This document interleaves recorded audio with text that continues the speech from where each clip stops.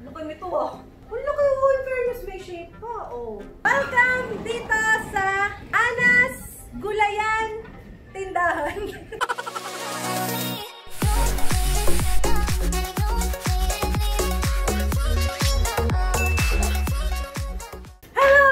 Welcome back to my channel. This is Anna Magkawas and welcome to our new vlog. For today's video, Luxers, mamaya ay ang groundbreaking ceremony ng ating dream house. So, makikita-kita tayo ng mga madams. And of course, syempre, invited ang ilan sa mga malalapit sa amin dalawa ni B. Especially, ang mga nanay at tatay namin. So, kanina nga, ang aga nila dumating. Andito na ang mga in-laws ko, ang nanay at tatay ni B. Kasama ang pasalubong nila galing probinsya. Alam nyo kung ano? Eto.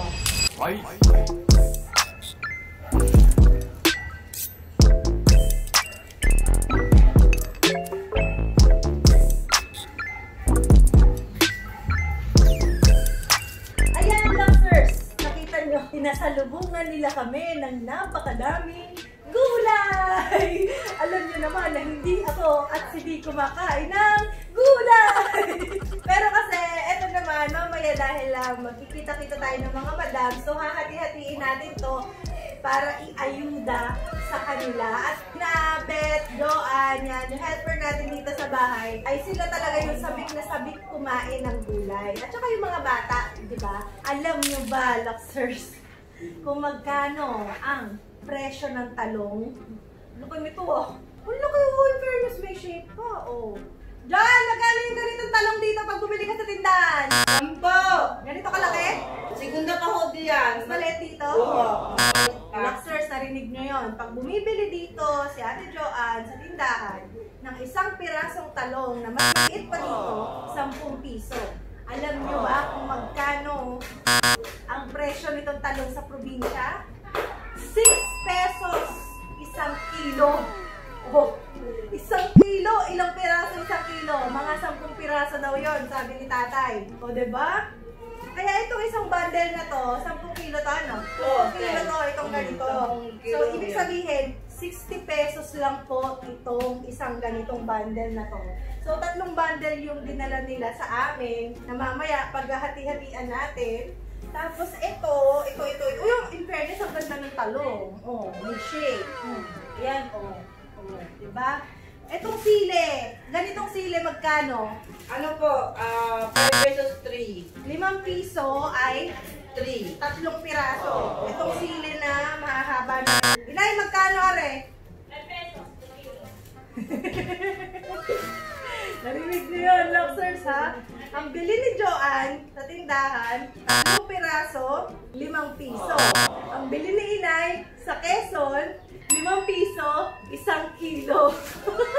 Ito, mga nasa 2 kilo lang daw ito. Imagine kung gaano karami ang laki ng natipid natin. Oh, diba? Ayan po, si Nanay Isabel at si Tatay Nandeng from Kabatang Chaong, Quezon. Hello, Luxers! Sa kanila po galing ang ating napakaraming gulay. Tatay, ang gano'n yung sitaw na are? 30 ang kilo. 30? 10 kilo yan. Joanne, magkano dito? Ang bili mo na sitaw. Ayun po. Ang sitaw, magkano dito? Kasi ho dito, tali-tali, ano, 4 na piraso, 10 piso. Yes, ayan ho, 2 pa. Ayan ho, 10 pesos. 10 pesos. Oo. Tatay, magkano na sabi nyo? 1 kilo ay 30. Ano? Madami ang 1 kilo nito. 30 pesos. 10 kilo yan, 300 lang. So, ito 10 kilo, 300. Oh. Ang dami. Uy, ang bigat nito, ha? Pwede ka na magtanda. Guys, pwede na ako magtinda pag gusto niyo order. Alam niyo na. Oh, may okra pa tayo dito. Oh, dami ng okra. Ang okra ay 20 pesos. Tatay, lagay natin dyan para makita nila kung gaano kaganda yung gulay. Look, Luxers, tingnan nyo. Ang okra ni tatay. Ang laki, oh. 20 pesos 1 kilo. Johan, magkano yung okra mo dito? Peraso. Ay, malaki pa ho yan, ma'am. Maliit pa ho yan, 3 peraso, 10 pesos. Okay, dito, 3 piraso na mas maliit dito ay 10 piso. Sa inyo, tatay, magkano? 1 kilo, 30. 1 kilo, 30. Eh, 20 pa, 20 Ay, lang 20 lang daw pala. 20. Sobrang dami, grabe. ganda-ganda ng ampalaya. Oh, tingnan nyo naman. Yung mga bitter dyan. Magkano ang ampalaya, tatay? Magkano ang pala dito? Isang kilo niyan ay 30. Dito po ang kilo niyan ho ay 80. Ang dami din ng ampalaya natin, oh.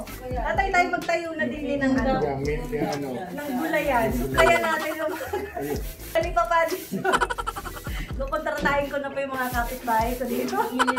Bet, magpaskil ka dito. Gulay for sale. Uy, meron pa. Kalamansi. May kalamansi pa tayo. Ayan.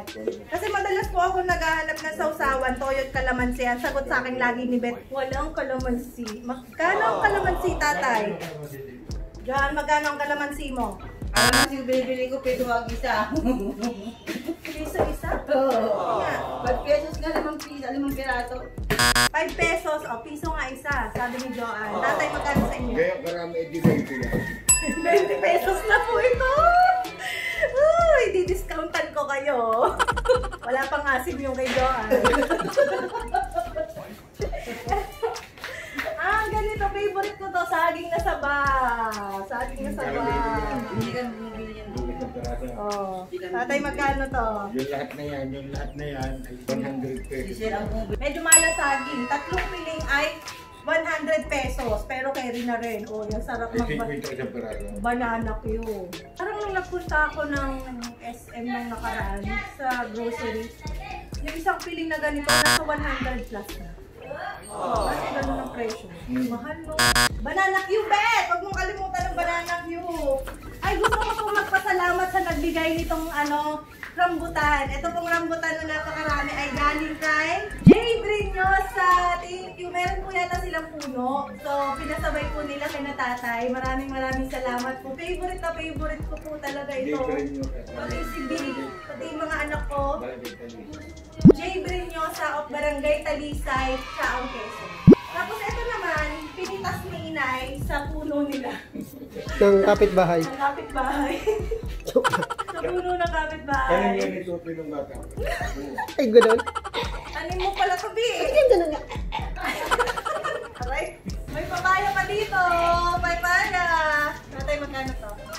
Pitas lang yung aretay. Sa atin lang yan ano, hindi ko presyo. Pinitas. Sila po kasi mahilig talaga silang magtanim. Meron po silang silihan dati, talungan, ganyan. Nag-iiba-iba talaga yung presyo. Depende sa supply and demand. So, ayan, ngayon medyo mura. Mura yung mga gulay natin. So, ayan, hati-hatiin na natin. May plastic ka dyan, Bet? Para pag hati-hatiin natin itong mga to. Kasi ang dami po eh. Oh, guys. Oh my God, may mais pa tayo. Sarap. Alam niyo ba yung mais na puti? Ito yung mais na puti. Mas gusto ko to kaysa dun sa mais na dilaw. Yung sweet corn, mas masarap to. Ilalaga nyo lang ng may asin. Sarap. Galing din to sa kanila.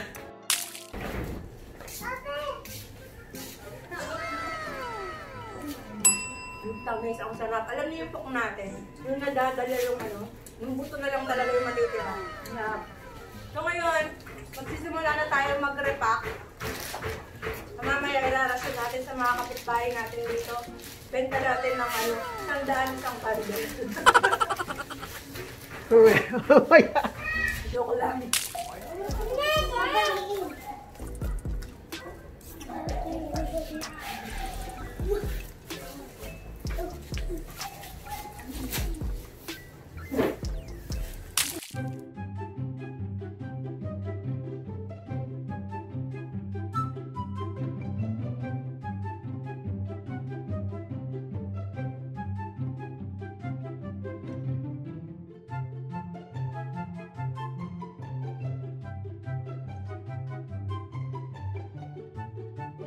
Si B naman, ang sarambutan. Ayan po, iniisa-isa na. Uy, ang dami nating napake, B! Ang dami nating naipaking gulay. Kikita tayo niyan sa kapitbahay. Ngayon, lagyan naman natin ng kalamansi. Ayan. Kalamansi. Kailangan, bilang. Kailangan daw bilang. Para walang lamangan.